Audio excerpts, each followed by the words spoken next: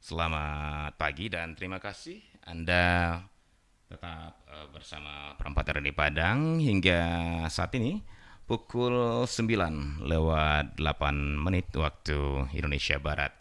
Dan pagi ini seperti biasa kita bersama dalam spesial program kita di hari Kamis, yaitu kearifan lokal Minangkabau, yang merupakan ruang bagi kita bersama dan sahabat pendengar untuk menelusuri, menggali dan mengapresiasi kearifan-kearifan lokal yang diwariskan nenek moyang kita orang Minangkabau ke kita generasi penerusnya. Nah, salah satu warisan mungkin bisa dikatakan yang cukup ikonik ini ya, dan boleh dibilang besar ya, yang diwariskan nenek moyang kita adalah surau. Surau seperti yang kita bicarakan sebelumnya, ya tidak hanya tempat ibadah bagi Minangkabau, tapi tempat penempaan generasi. Demikian juga tempat pembinaan-pembinaan lainnya. Nah, dari awal kita sudah uh, memulai penelusuran kita tentang surau ini, dosa pedanga, dan uh, kita sudah mulai dari awal sejarah, kemudian perkembangan dan sebagainya. Nah, hari ini kita akan coba merelatekan, menghubungkan tentang surau Minangkabau masa lalu dengan kondisi kita hari ini, terutama dalam masalah pembinaan generasi. Nah, apakah surau Minangkabau akan kita biarkan berlalu sebagai sebuah sejarah belaka, ataukah surau Minangkabau bisa kita jadikan sebuah potensi besar dengan nilai-nilai dan sistemnya dalam pembentukan generasi, atau dalam membantu mengupayakan membentuk generasi Minangkabau kita hari ini yang lebih paripurna. Nah, untuk itu, saudara pendengar, kita masih bersama Mama Tuanku Mangkudun, yang alhamdulillah saat ini sudah bersama kita di studio, yang akan mencoba mengupas ini secara tuntas ya, dalam topik yang sudah kami siapkan, reaktualisasi nilai dan sistem surau Minangkabau di era modern. Reaktualisasi nilai dan sistem surau Minangkabau di era modern. Nah, seperti yang saya katakan tadi, kita nanti akan bermain di dua sisi ini ya, sisi historikalnya dan sisi filosofisnya, juga sisi realitasnya hari ini. Oke, baik. Untuk itu saya akan sapa dulu Mama Tuan Kemengkudun. Namun sebelumnya saya ingatkan juga kepada Anda dan sahabat pendengar dan pemirsa kami di channel YouTube Perempatan dari Padang, bahwa nanti Anda bisa bergabung menanggapi perbincangan ini melalui dua line telepon 0751 812 414 atau di 0811 66 09240 ya. Baik, Assalamualaikum warahmatullahi wabarakatuh, Mak. Waalaikumsalam warahmatullahi wabarakatuh. Selamat pagi Bung Adit, selamat pagi dun sanak pendengar RI Perempat Surau Kearifan Lokal Minangkabau. Waduh, saya mendengar tagline Mama Surau Minangkabau itu luar biasa. Ya, saya bahagia sekali RRI menyediakan ruang ini untuk menggali semua warisan nenek moyang. Inilah Iya. surau kita zaman sekarang. Surau modern ya, Mak ya. Iya. Baik, Mak Tuanku, seperti yang saya antarkan tadi, Mak, kita hari ini akan mencoba merelatekan ya, Mak ya, menghubungkan tentang warisan nenek moyang kita, surau yang sudah seperti uraian sebelumnya, yang sudah terbukti begitu begitu Sukses lah. sukses ya, membentuk generasi-generasi unggul Minangkabau masa lalu. Ya, Iya. sudah rasanya sudah tidak perlu diragukan lagi. Dan siapa-siapa aja tokohnya mungkin kita sudah sampaikan. Nah, dengan bagaimana kita membantu nih, tanda kutip ya, kita hanya sampaikan membantu barangkali Pak ya. Bagaimana bisa menjadi salah satu potensi pembinaan generasi juga kita hari ini, Pak. Sehingga mudah-mudahan kita berharap kalau itu terjadi, generasi-generasi unggul Minangkabau masa lalu itu akan kembali tumbuh kembang gitu ya, mengikuti senior mereka yang hari ini juga sudah begitu banyak saya pikir ya, di tingkat daerah, tingkat nasional juga orang Minang masih banyak yang berkiprah. Nah, kita harapkan generasi ke depan juga seperti itu hendaknya Insya Allah. dengan adopsi-adopsi nilai-nilai dan sistem tadi. Baik. Untuk itu Mas Angku, sebelum kita lanjutkan ke perbincangan kita hari ini tentang reaktualisasi nilai dan sistem Surau Minangkabau ini, Mak, ada baiknya ya kita jemput ke belakang pembicaraan kita, Mak, biar lebih menyatu gitu loh, Mak, dengan yang sebelumnya. Silakan, Mak Tangku. Baik, terima kasih Bang Adit. Ya, kita sudah membahas perjalanan surau dengan masyarakat Minangkabau. Saya meyakini surau dan rumah gadang itu adalah duo cancang sagaragai dalam bahasa Minangnya. Dua hal yang berjalan serentak di awal pembentukan masyarakat adat Minangkabau. Rumah gadang tempat pendidikan generasi awal, madrasahnya anak-anak sampai umur 5-6 tahun. Surau adalah tempat melanjutkan perkembangan karakter dan keterampilan anak-anak. Sekaligus tempat menginap laki-laki, karena laki-laki tidak punya kamar di rumah gadang. Nah, keadaan itu memicu anak-anak Minangkabau lahir di ruang publik lebih cepat, sehingga kemampuan mereka untuk berkiprah di ruang publik lebih cepat atau lebih dahulu dari banyak suku bangsa di Indonesia.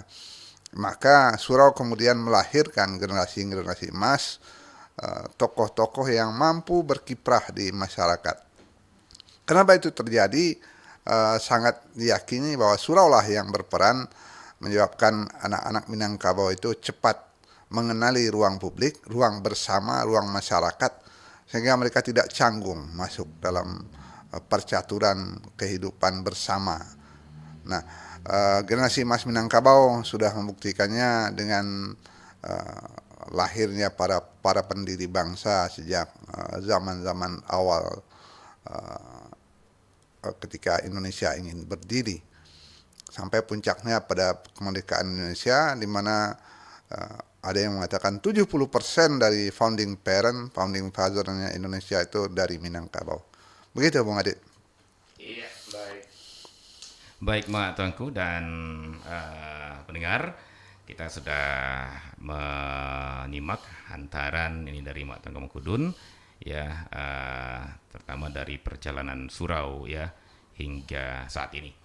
Nah, Mak, kita sudah kupas tentang sejarahnya, tentang perkembangan kehadirannya, tentang bagaimana fungsi dan perannya di masa lalu bagi anak, terutama anak laki-laki barangkali, Mak, ya, karena disuruh anak laki.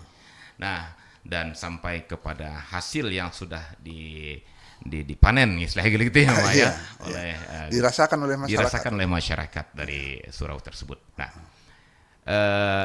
tidak bisa kita memungkiri kalau rasanya surau Minangkabau masa lalu itu mungkin hanya tinggal 1-2 yang masih bertahan.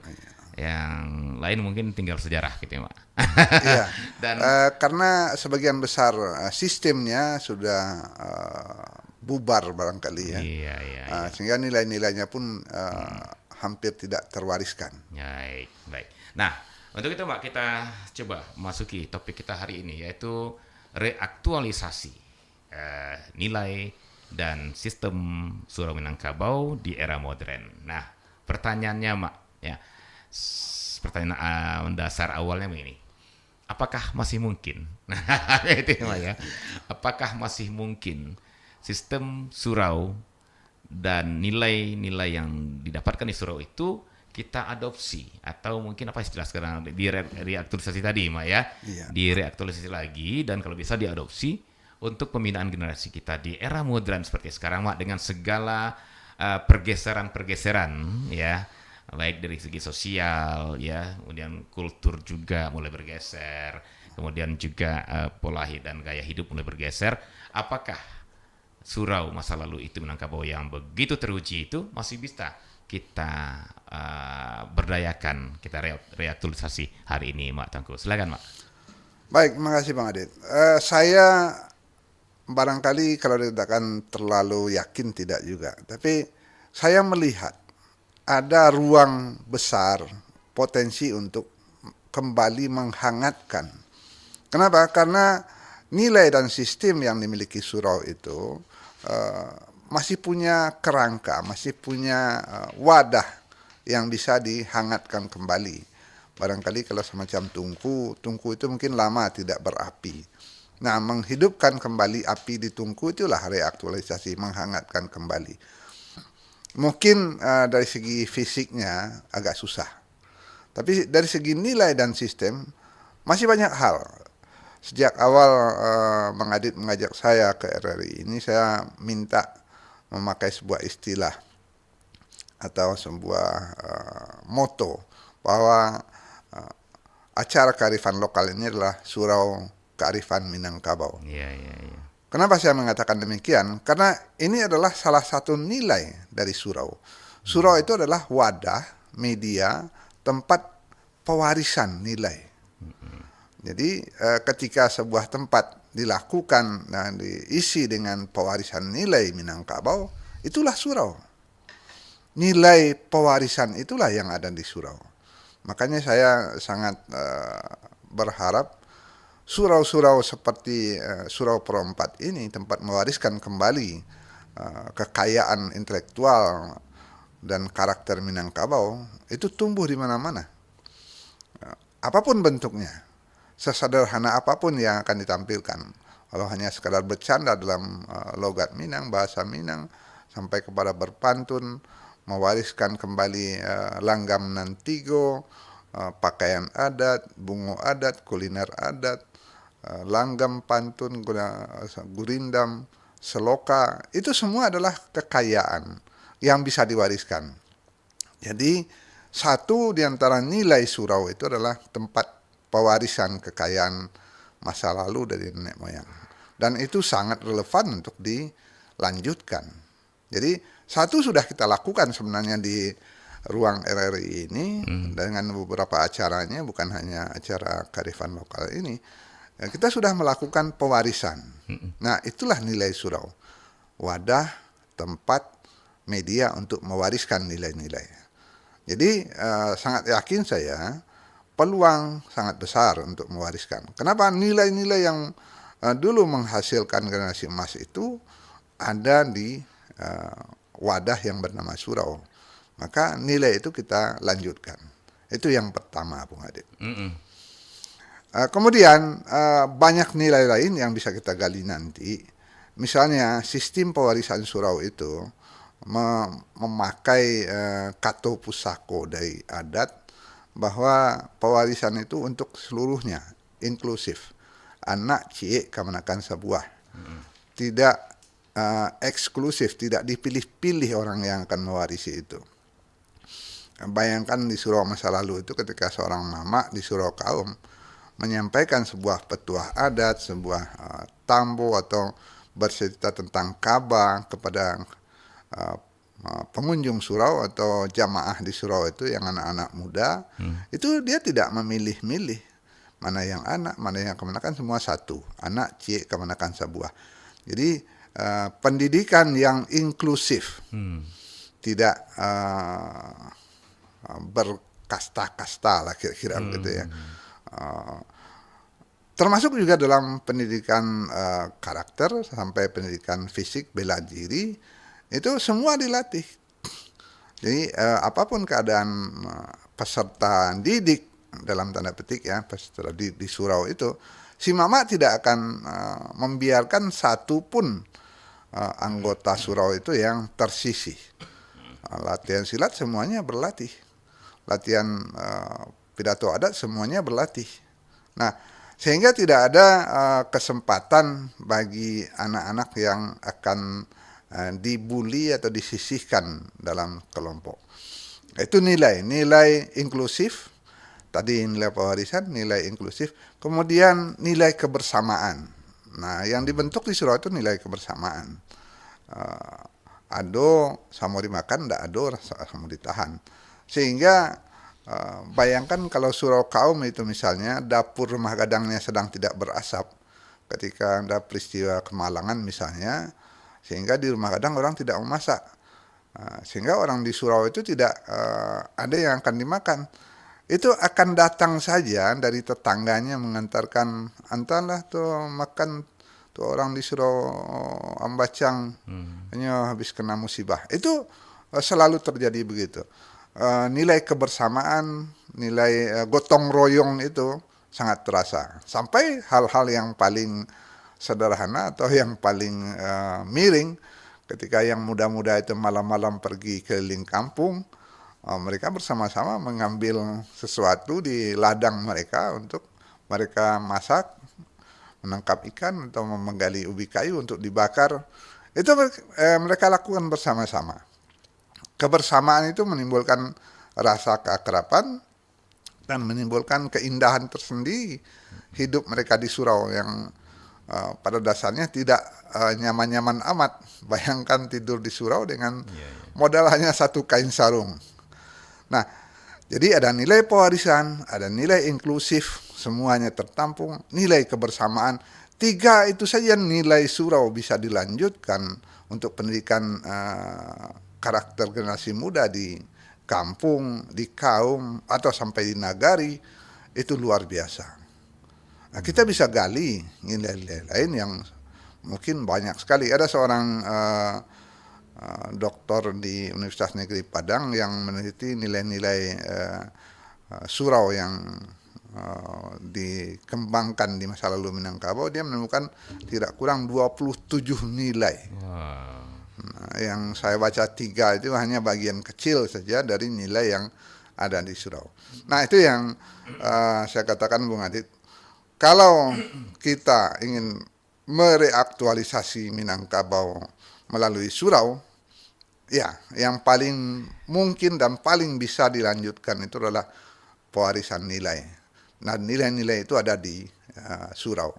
Surau itu ada sistemnya. Nah, sistemnya juga bisa kita kaji nanti. Bagaimana atau bagian apa yang bisa kita lanjutkan. Begitu, Bang Adit. Baik. Luar biasa. Ya, Dosen Pranga itu penghantar dari Mak Tuan Kamangkudun tentang nilai-nilai yang mungkin bisa kita relasikan dengan bina generasi kita hari ini ya. Pertama ada nilai pewarisan, ada nilai inklusivitas, gitu ya, inklusif. Betul. Kemudian ada nilai kebersamaan yang memunculkan keakraban. Nah, baik. Mak, kita coba mengurai lebih jauh tentang nilai-nilai ini. Namun sebelumnya saya sampaikan kembali ke dosen pendengar yang sedang bersama kami di 92,4 MHz ataupun di digital dan juga di live streaming Pro 4 RRI Padang ya, di laman rri.co.id.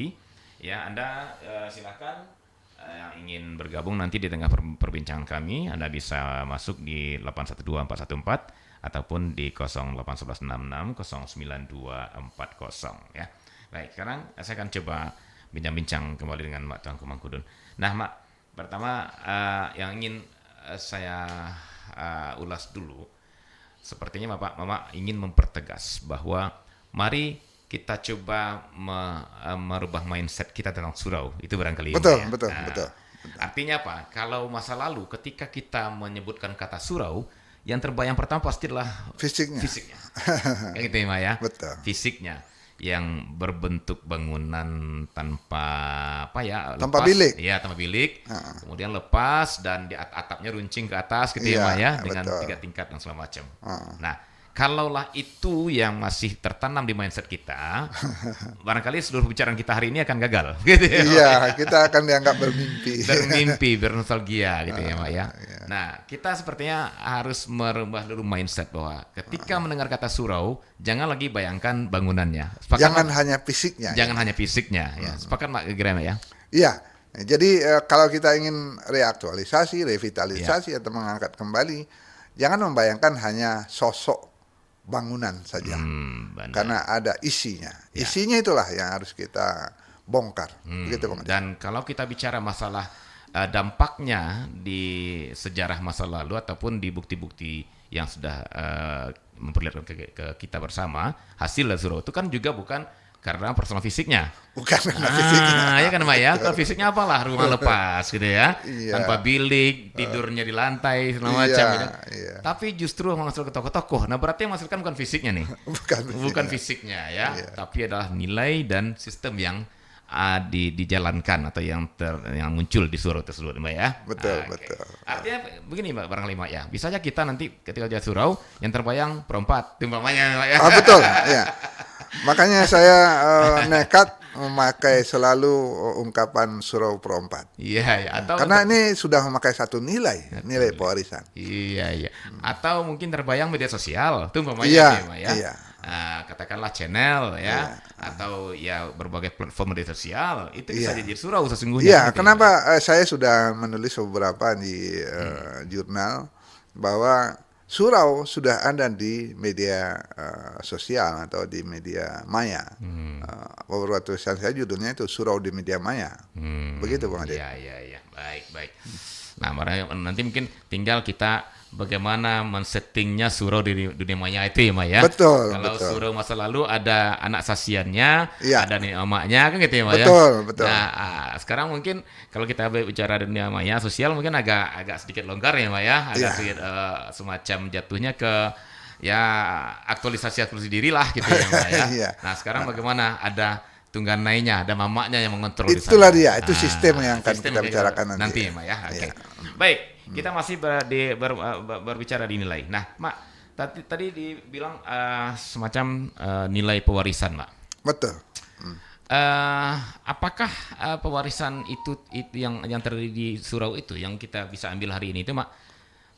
Dari sisi mananya Mamak melihat itu bisa kita reaktualisasi untuk hari ini, Mak Tengku? Padahal kan wadahnya ada berbeda tuh, Mak ya. Iya, betul. Dulu ada tempat khusus, mereka memang sengaja datang ke sana, mereka dikumpulkan anak-anak lelaki itu, kemudian mereka menyatu di sana dan dibimbing oleh mamaknya dan diwariskanlah di saat itu. Betul. Nah, saat betul. ini kan maaf, Mak ya.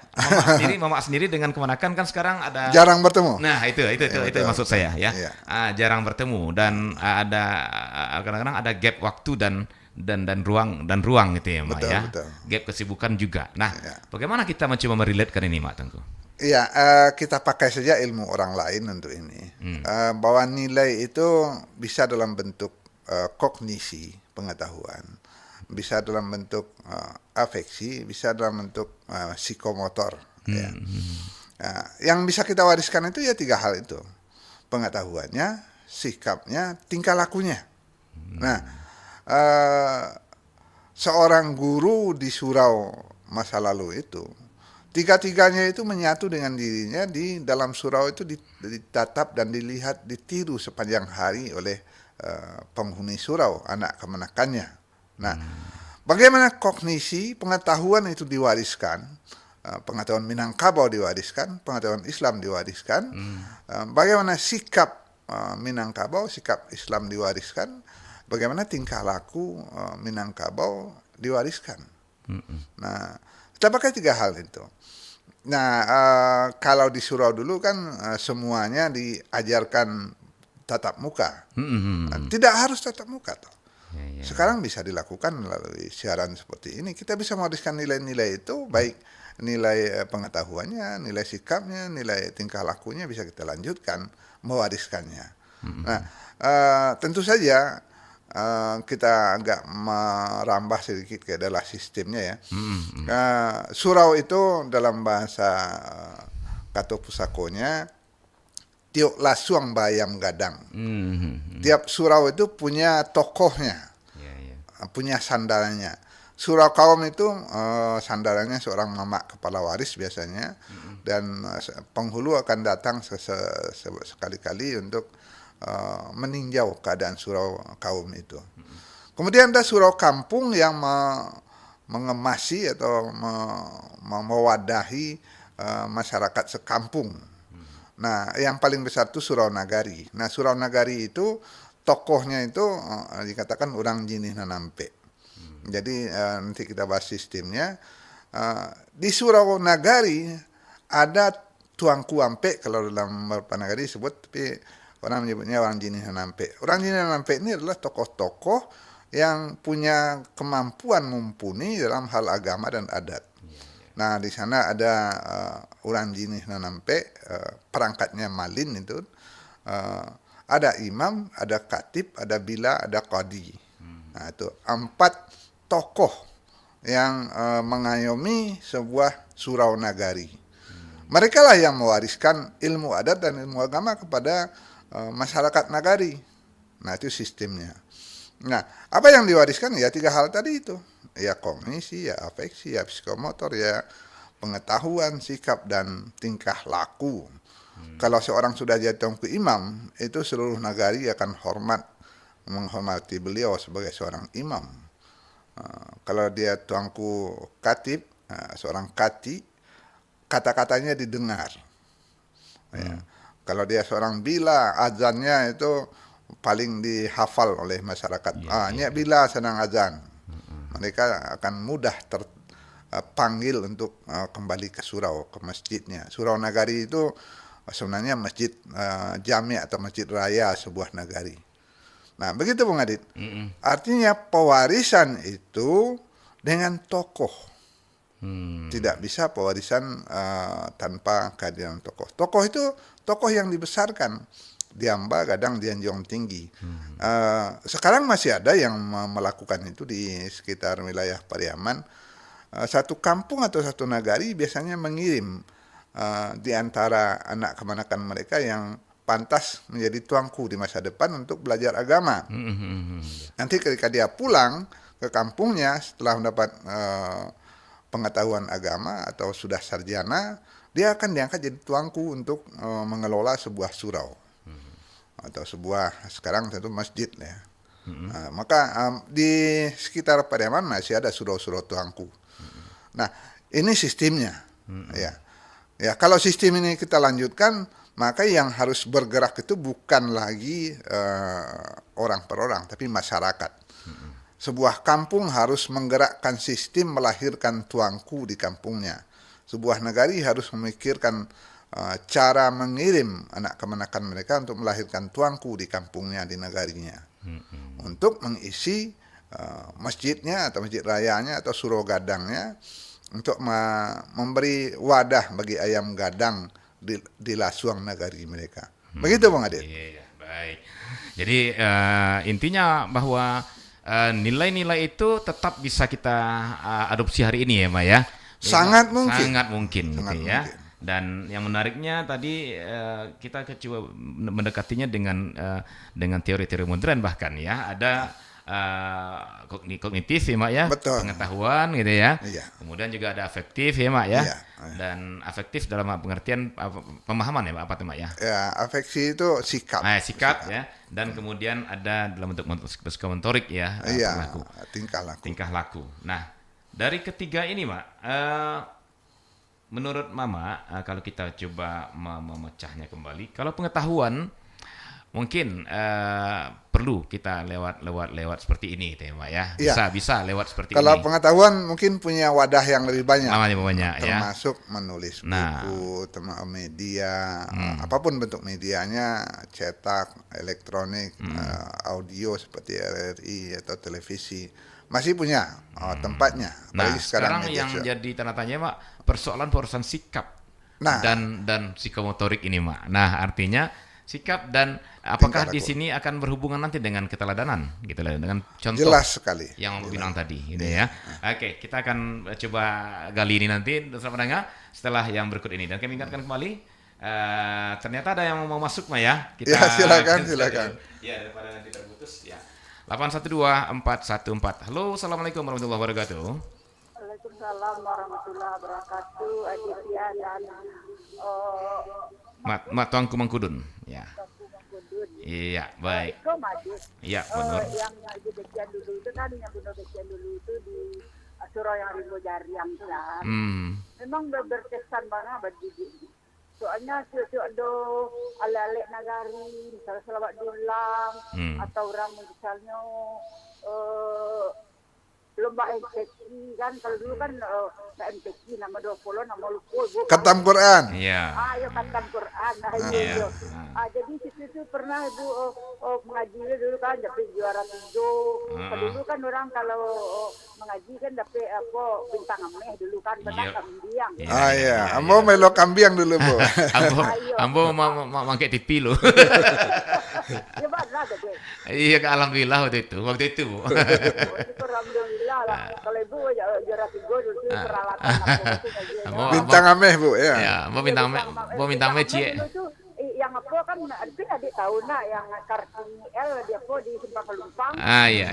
Ini juara tari cuma itu dia po. Dan namanya tuh Mak, nostalgia, Mak.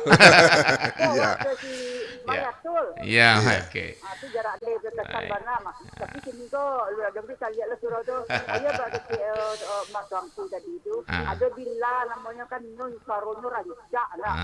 Ini tadi kalau ini ada aku bisa bila nak bila orang gue bilang Bila ya.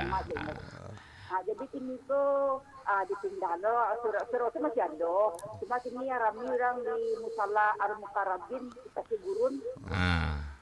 Itu masih diadokannya tuh alek nagari kok. Iya. Kalau bilang tuh tari aja. Baik. Batu sekali setahun gitu lah. Jadi ramai Nah, Bu Nur. Ya. Nah, persoalannya untuk hari ini Bu Nur. Jadi untuk kondisi modern kini kok apakah nilai-nilai seperti itu menurut Bu Nur masih bisa dilanjutkan enggak ya? Masih bisa kan. Soal masih ada orang tua waktu dulu yang masih di kan tuangku atau bila-bila tuh masih bisa. Baik. Dia lestarikan dia kan seperti di Al-Mukarrabin bisa lah kan masih dilestarikan sampai sini. Masih gurun lele tahu adik masih gurun kan? Oh, insyaallah. Oke Bu Nur, ada yang ingin ditanyakan Bu? Terima kasih banyak ya. Oke. Mak tuangku. Baik. Terima kasih Bu Nur. Ya sama-sama. Ya Bu Nur. Waalaikumsalam warahmatullahi wabarakatuh. Bu Nur ini semacam support luar biasa nih Mak Tuangku ya. Ya itu bukti aja Bung Iya, Adi. Bukti testimoni bahwa ya.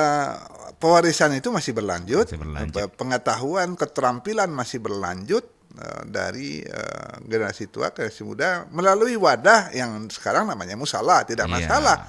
Itu kan sosok fisik saja, nilainya berlanjut. Iya, betul.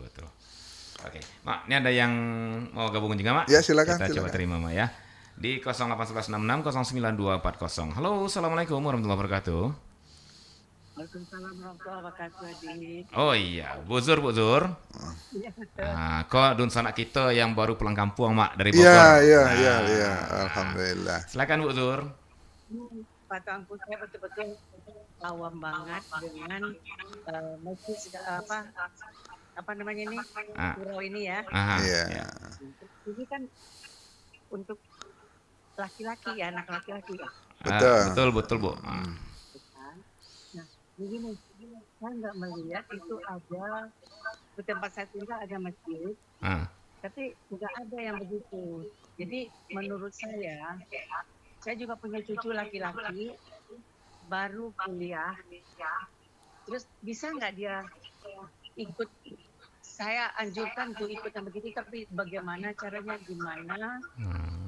Kan bukan tidur di surau lagi kan, di rumah. Iya. Jadi kalau saya melihat sekarang mereka itu bikin tugas di kafe-kafe.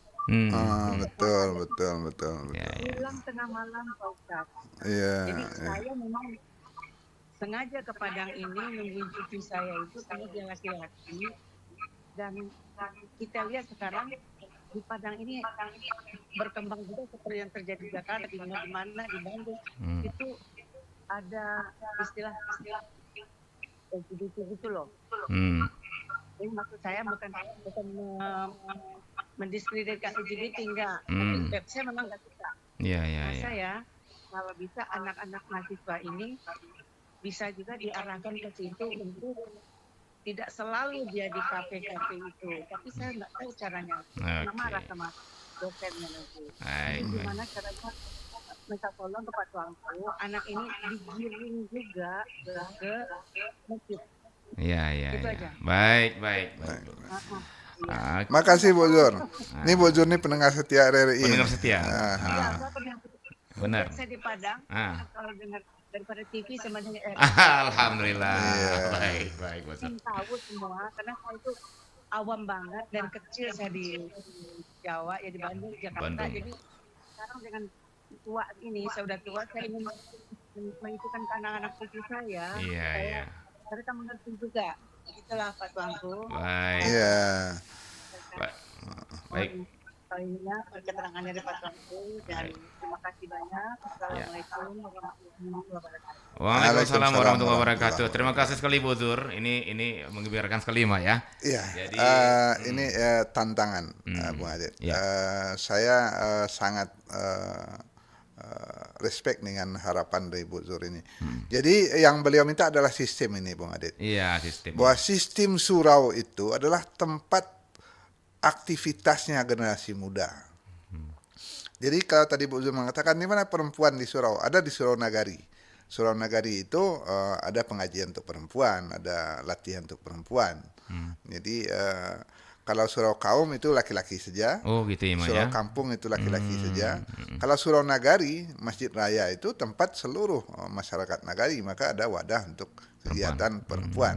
Nah, sistem yang diminta Bu Zur tadi, bagaimana generasi muda itu punya tempat, punya ruang bersama untuk bersantai, menambah ilmu, karena mereka sekarang pergi ke kafe-kafe. Nah, ada saudara kembar ruang publik surau itu namanya lapau, Bu. Nah, biasanya di samping surau ada lapau. Iya. Nah, sekarang namanya kafe. Nah, ada beberapa surau masjid sekarang sudah mengembangkan di Padang saya belum dengar, tapi di beberapa masjid di kota besar di Indonesia mengembangkan masjid yang lengkap dengan wifi-nya. Mereka buat kafe. Di Padang ada beberapa masjid yang punya kafe, tapi saya tidak tahu punya wifi atau tidak. Dulu Masjid Taqwa itu lengkap di sekelilingnya. Masjid Taqwa di Pasaraya itu lengkap, ada warung, ada lapau, ada toko buku bahkan. Nah, beberapa masjid saya lihat juga punya kafe, punya lapau, tempat nongkrong. Iya. Sebab kalau di dalam masjid tentu tempat ibadah, tapi kalau mereka masih ingin di sekitar masjid, maka yang paling mudah mengikatnya dengan wifi itu. Kenapa tidak masjid punya wifi? Mudah-mudahan Semak Surau memasukkan ini jadi salah satu programnya, bahwa masjid wadahnya boleh masjid, tapi nilai surau, nilai tempat orang beraktivitas. Tadi kita katakan bukan hanya pewarisan pengetahuan, pewarisan sikap dan tingkah laku itu hanya dengan aktivitas, kegiatan. Misalnya ada pelatihan silat. Kenapa hanya silat? Silakan saja seluruh bela diri dari luar itu berlatih tapi di halaman masjid.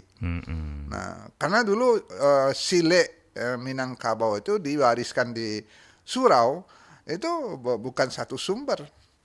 Bahkan ada sile harimau, sile kambing hutan segala macam itu impor dari negeri Butan, negeri Siam, ya.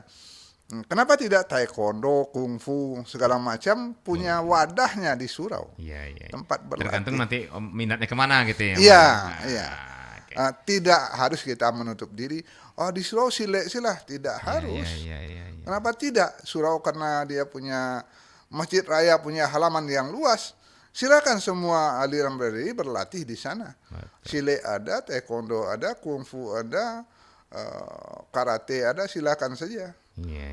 Yang penting nilainya ini, Mak ya. Nilai pewarisan, nilai untuk bersama. Kemudian perilakunya, sikap dan perilaku itu, Mak ya. Ya, mungkin kita tambah nilai tadi, Bang Adit.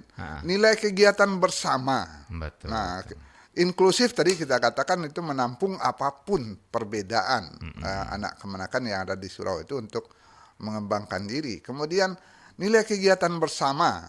Di surau itu tidak ada kegiatan sendiri-sendiri kecuali untuk zikir ya. Untuk beribadah, tapi yang lainnya kegiatan bersama. Nah, kegiatan bersama itu antara lain seperti yang dikatakan Bu Zur tadi, bagaimana generasi muda itu tertarik ke surau itu untuk bersama-sama menyediakan tugas kuliah, karena di sana ada wifi misalnya kan, ada internetnya di sana, ada kafenya di sana. Beberapa masjid saya lihat sudah punya kafe, Bung Adit, mungkin ada yang sudah punya internet juga. Inilah pewarisan sistem surau. Ketika surau jadi tempat berkegiatan seluruh anggota masyarakat 24 jam. Iya. Dan Begitu, kita sekarang di Kota Padang punya program pemerintah Smart kita Surau. Smart Surau ya, Mak ya. Mudah-mudahan bisa mencapai ke sana seperti diharapkan Bu Zur tadi, sehingga anak beliau, kemenakan kita semua punya kerinduan ke surau karena semua harapannya bisa terpenuhi oleh surau. Semua pencariannya bisa dijawab di surau ya, Mak ya. Betul, betul. Oke. Baik, Mak Tangku, menarik sekali perbincangan kita dan juga tanggapan pendengar kita. Kita akan lanjutkan setelah yang satu ini, Mak ya. Baik, bersama dengan tetap bersama kami di Perempat dari Padang dalam kearifan lokal Minangkabau.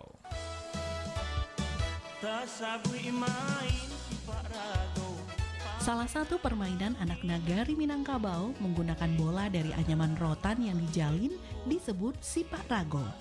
Permainan yang dilakukan 6-10 orang ini tidak hanya mengandung nilai estetika, tetapi juga mengandung nilai, norma, dan identitas masyarakat Minang. Jika dilihat bola rago, bagian dalamnya memiliki rotan 3 buah yang dianyam. Angka 3 mewakili struktur kepemimpinan di Minangkabau yang dikenal dengan tali Tigo Sapilin, terdiri dari Niniak Mama, Alim Ulama, dan Cadia Pandai. Sedangkan jalin 4-4 pada bola rago bagian luar erat kaitannya dengan falsafah adat Minangkabau yang dikenal dengan istilah Kato Nan Ampe, yaitu Kato Pusako, Kato Mufakat, Kato Dahulu, dan Kato Kudian, serta 4 tata cara bertutur kata, yaitu Tahu Jonan Ampe, Kato Mandaki, Kato Malereng, Kato Manurun, dan Kato Mandata. Yang diutamakan dalam permainan sipak rago adalah kekompakan dan adanya sikap saling menghormati antara sesama pemain.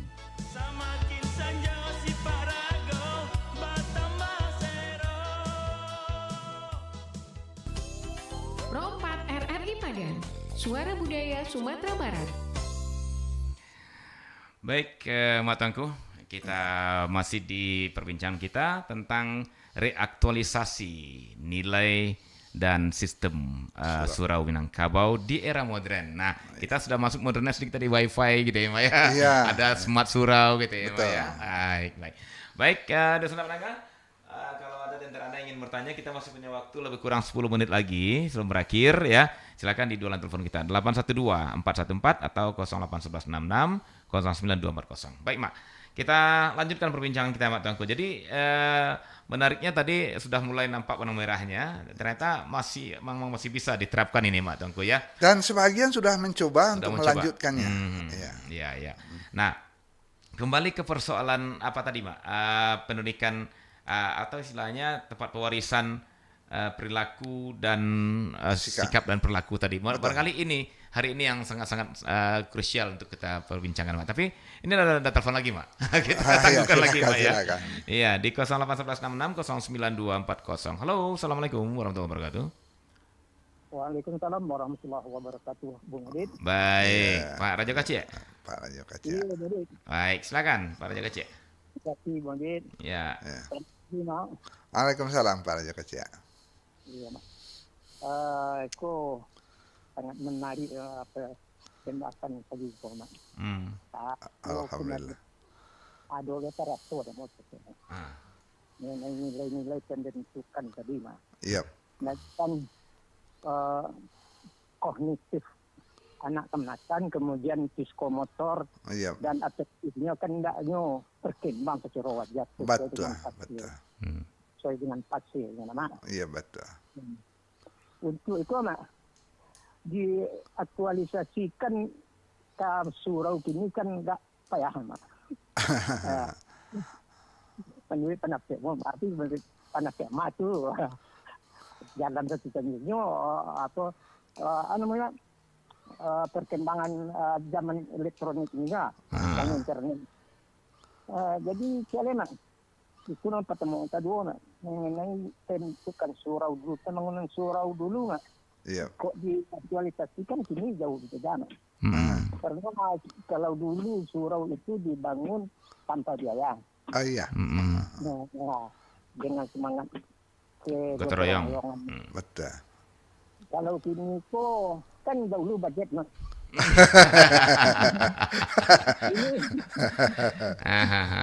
Ya. Proposal. Kalau dulu nggak ada budget dulu Mak. Iya. Budget apa suruhan? Karena ada Julio, bola daun Julio ke apa? Iya.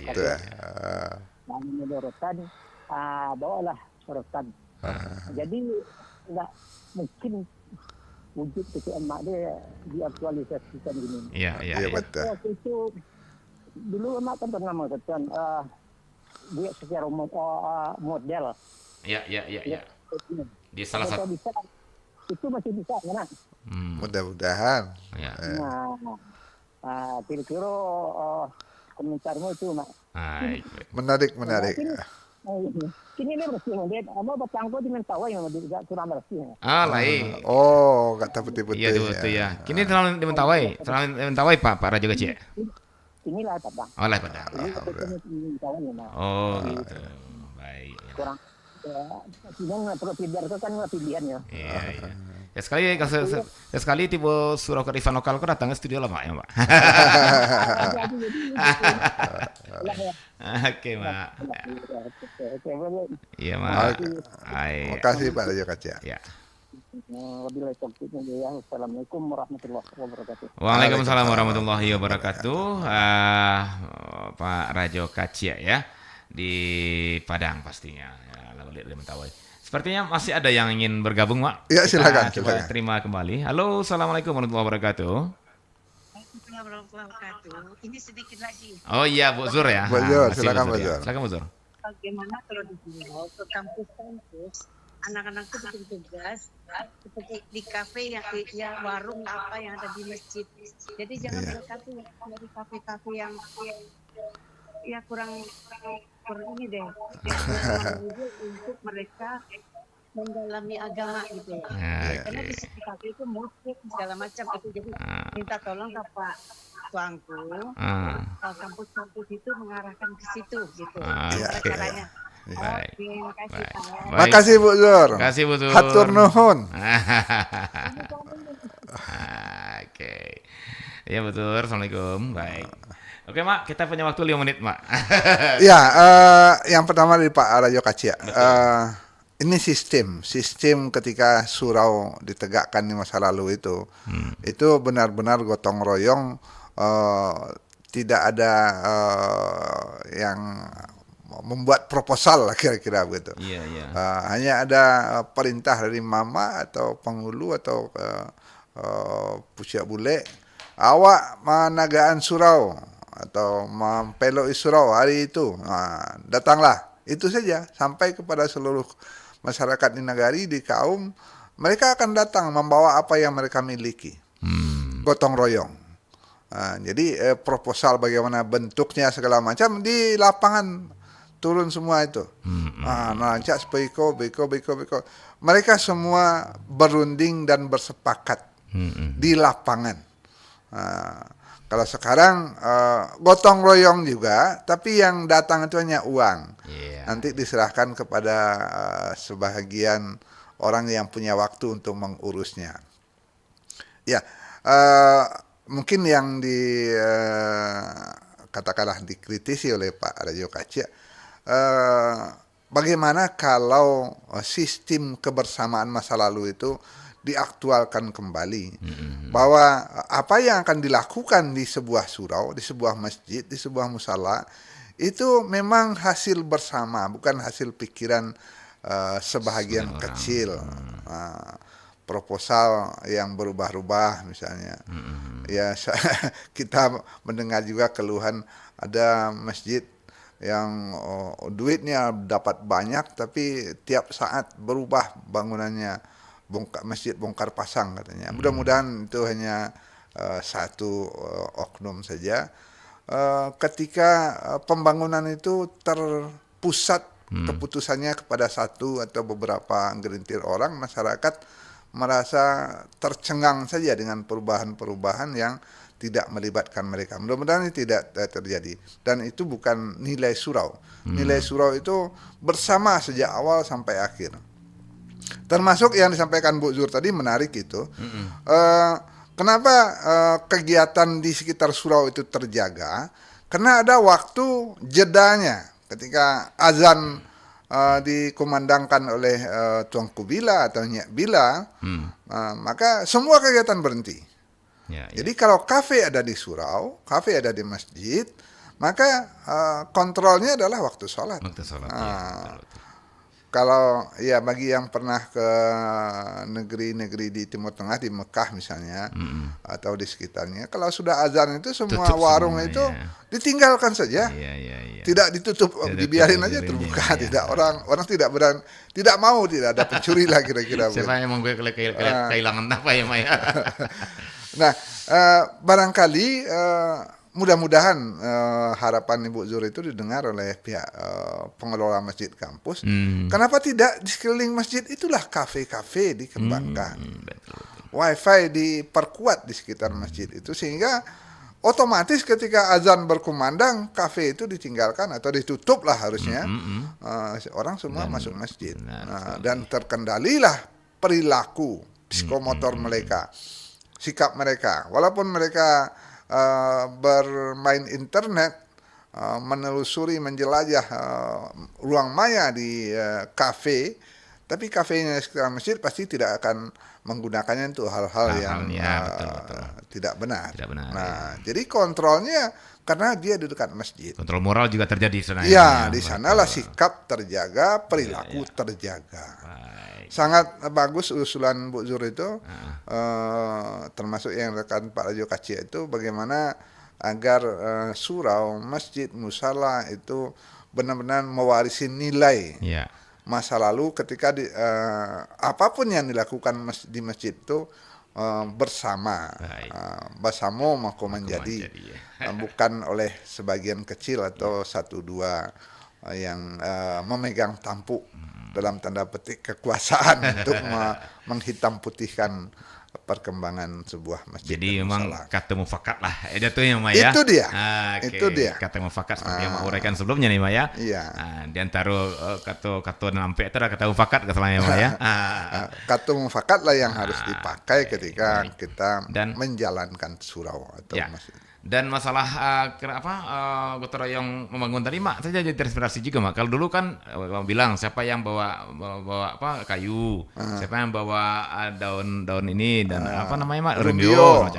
Sekarang mungkin bisa juga kita reaktualisasi Mak. Siapa yang ngasih semen, langsung naturanya. Siapa yang ngasih aseng, siapa yang ngasih besi semacam, kan bisa juga lima ya. Ya sekarang kan orang ingin praktisnya, saya sudah uangnya saja lah. Nah, barangkali itu juga karena pengaruh keputusan itu tidak lagi dipersamakan. Harusnya dipersamakan sehingga mereka turun ya maksimalnya juga begitu. Tidak. Ya bisa juga uang mungkin, tapi ini paket semen. Paket seng gitu ya, paket ini. Ya sebenarnya nilai gotong royongnya masih berjalan, cuma nilai perilaku pembangunannya mungkin sudah agak bergeser itu, atau malah berubah. Tidak lagi dilakukan bersama, tapi sudah mengerucut kepada kelompok yang sedikit. Jadi, atau elitnya saja. Sepertinya yang harus kita bawahi adalah kata mufakat. Kata mufakat. Basamu mangko menjadi. Baik, Mak Tangku, menarik sekali perbincang kita hari ini rasanya, dan tanpa terasa Mak sudah 1 jam ya kita memperbincangkan tentang surau ini, tentang reaktualisasi nilai dan sistem ini. Bahkan sistem kita belum masuk nih Mak ya. Sistem belum baru kita ambil pinggir-pinggirnya sedikit ya. Besok insyaallah kita lanjut ke sistem ya Mak ya. Baik, terima kasih Mak untuk kehadirannya di studio, dan semoga Mak tetap sehat, bisa lanjutkan terus penelusuran kita Mak Tangku ya. Amin insyaallah. Amin. Baik, saudara pendengar, terima kasih juga untuk yang telah bergabung. Ada Bu Nur, Bu Zur, dan Pak Rizal Rajo Kacik.